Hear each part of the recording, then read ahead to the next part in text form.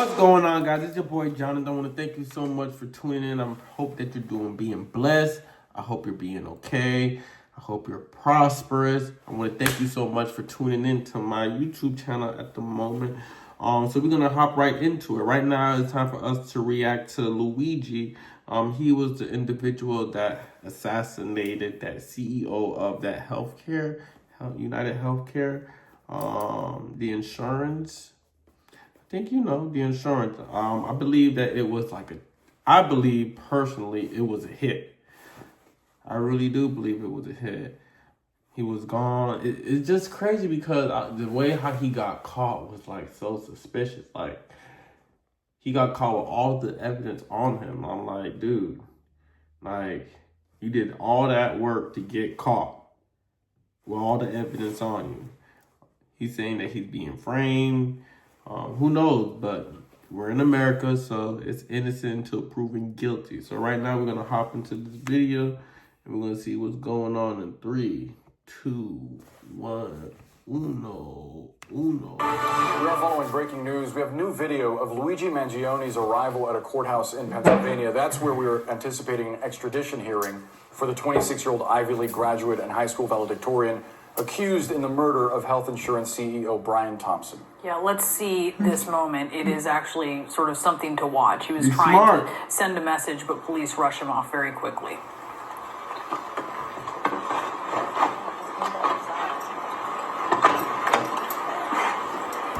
A lot of people have been praising this guy. A lot of people really been praising this guy. They really like this individual for some reason. Maybe because he's taking a stand, or they believe that he's taking a stand on, the corrupt industries when it comes to, insurances and stuff. People denying people of their, claims and etc. But it's crazy because there was like some research that the individual, he doesn't even have United Healthcare. He doesn't even have that insurance, nor does any of his family members. So who knows? Who knows?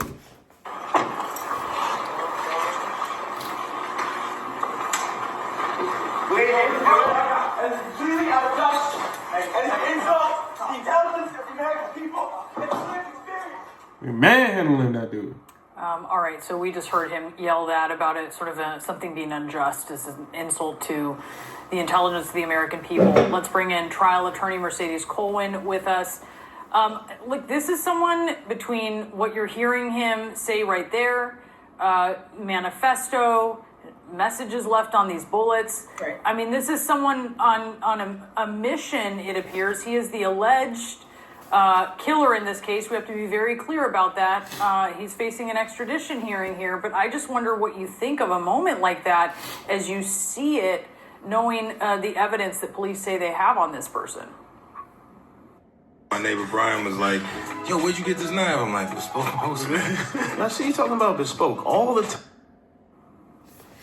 Brianna, it's very disturbing, and those types of outbursts will certainly be evaluated by his defense team because that's just not normal. I mean, we've already had reports that he has been very strange since over the summer, that he's become reclusive. This manifesto is these rantings and ravings of an individual that obviously has some aberrant thoughts in his mind, and that's why he put it down on paper.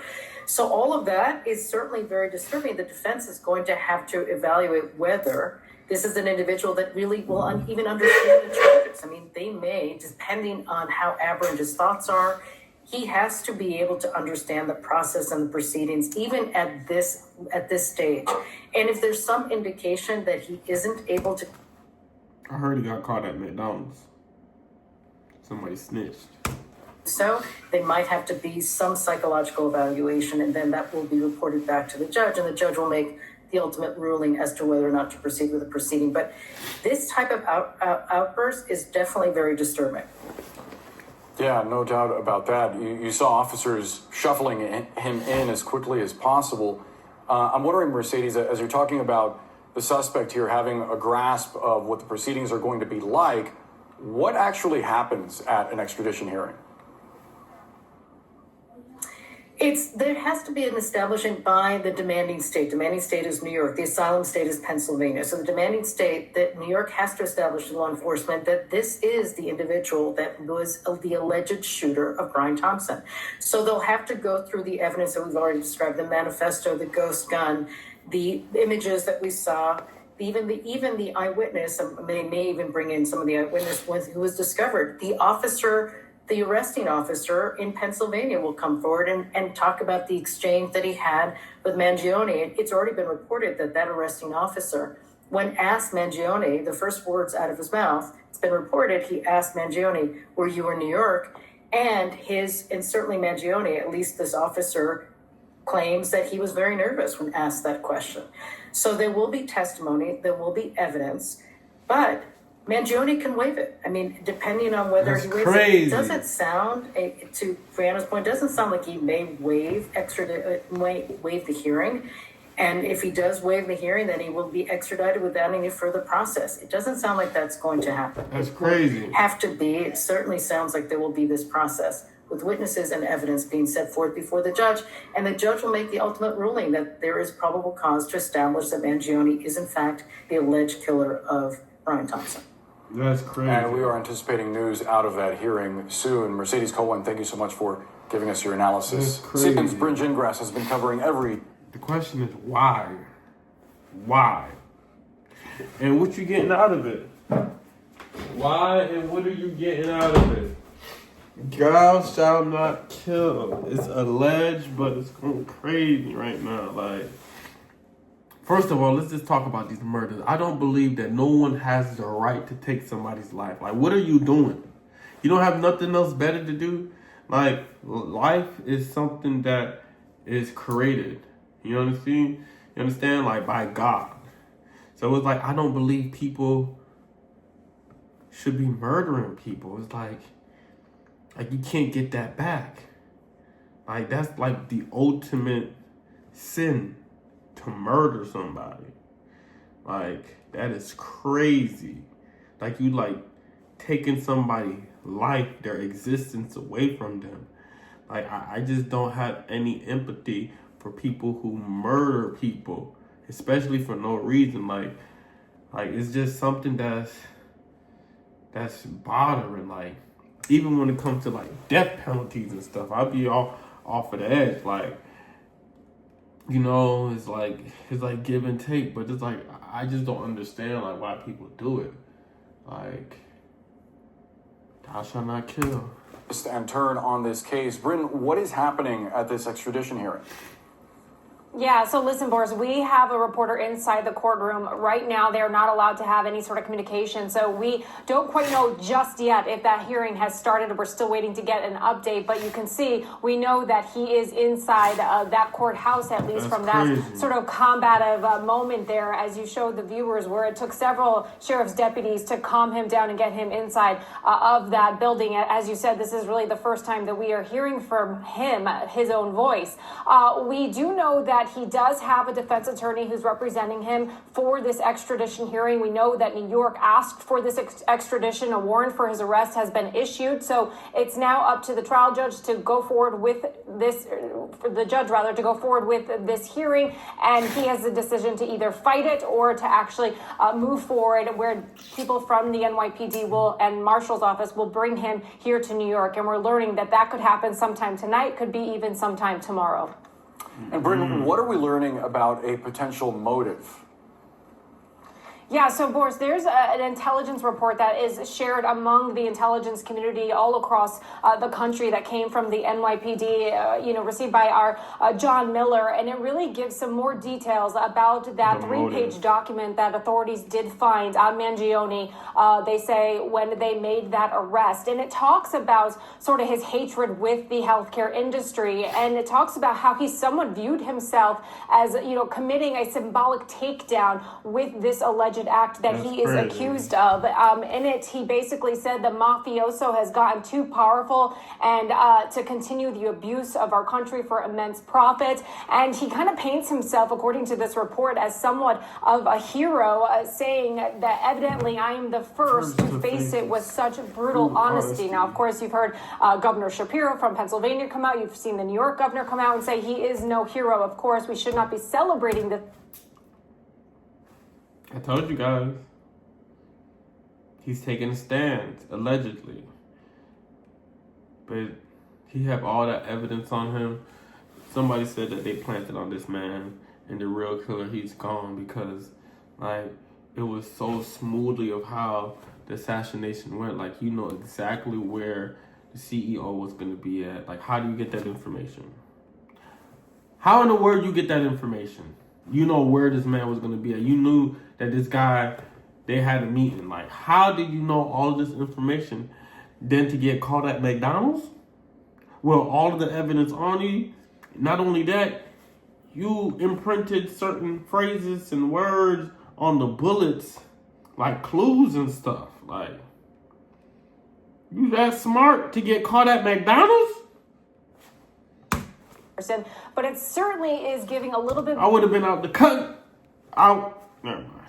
Detail as to a motive possibly of why he is accused of this horrific crime. We also are learning more from friends and family, right? We have been talking to many people, some who have lived with him, some people who knew him in college and high school, who say, you know, they were, you know, close to him over social media or keeping in touch with him, but he sort of fell off the grid this last summer. And one person we spoke to talked about a back injury that he was dealing with, which also might be something that could be connecting the dots to the healthcare industry. But let's hear more from this person who actually lived with him in Hawaii at one point. Okay.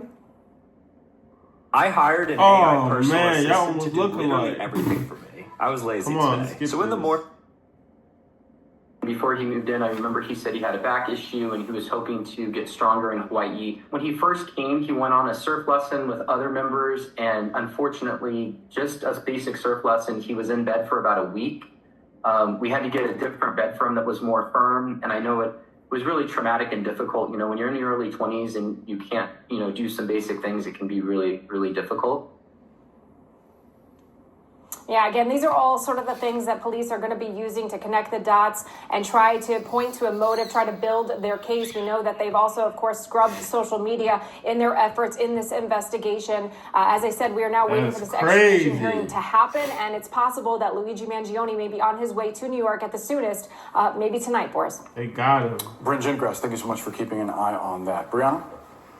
Experts say the suspected killer of United Healthcare CEO Brian Thompson planned his attack well, but also made some crucial mistakes. So let's take a look at what police say are his key moves and also the evidence left behind. gun jam. What says about the gunman's strategy. Before the killing, the suspect cleverly avoided air travel because, of course, had he taken a plane, he would have had to show his ID, reveal his entire face under security cameras.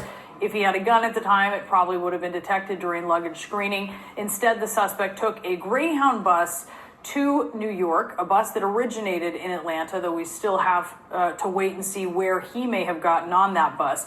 The suspect stayed in a hostel in New York using a fake New Jersey driver's license and paying cash, again, avoiding a digital trail there. The suspect was careful up until this point, including diligently flirting with a girl. That's what happened, guys. You get caught up by flirting with a girl. He took his mask off just to flirt with a chick. And that second that he pulled his mask down, bam, they got a shot of him. Look at him. Idiot.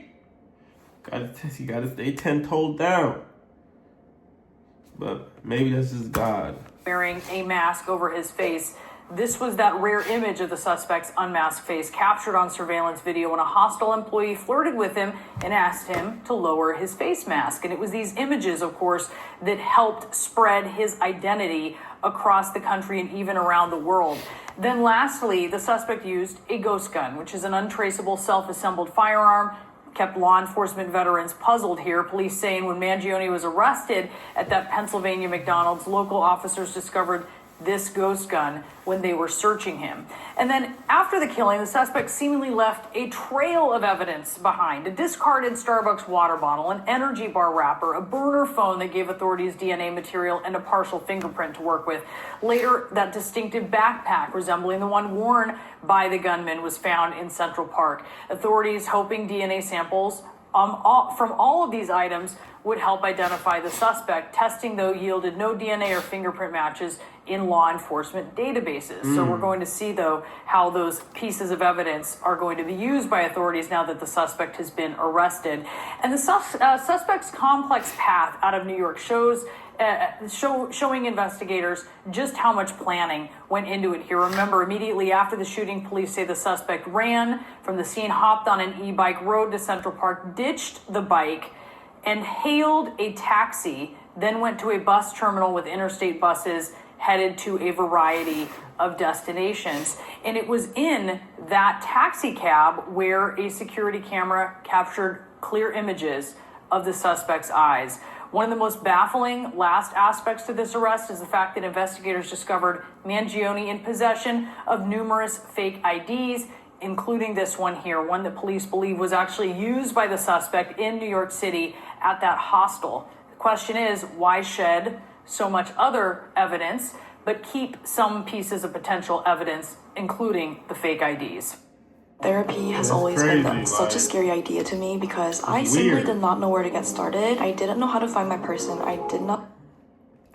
Well, there you have it, guys. We're going to dig more into this video. We're going to dig more into this Luigi individual. So we can get to a root cause of why he did it. We want to see the outcome. We're going to see if he's going to be put into prison, how many years he's going to get. I don't even know if New York does the death penalty, but I heard he's in the jail with Diddy, the diddler monster. So thank you guys for tuning in. Stay blessed, stay motivated, stay powerful. Remember, never give up. You the best. Peace.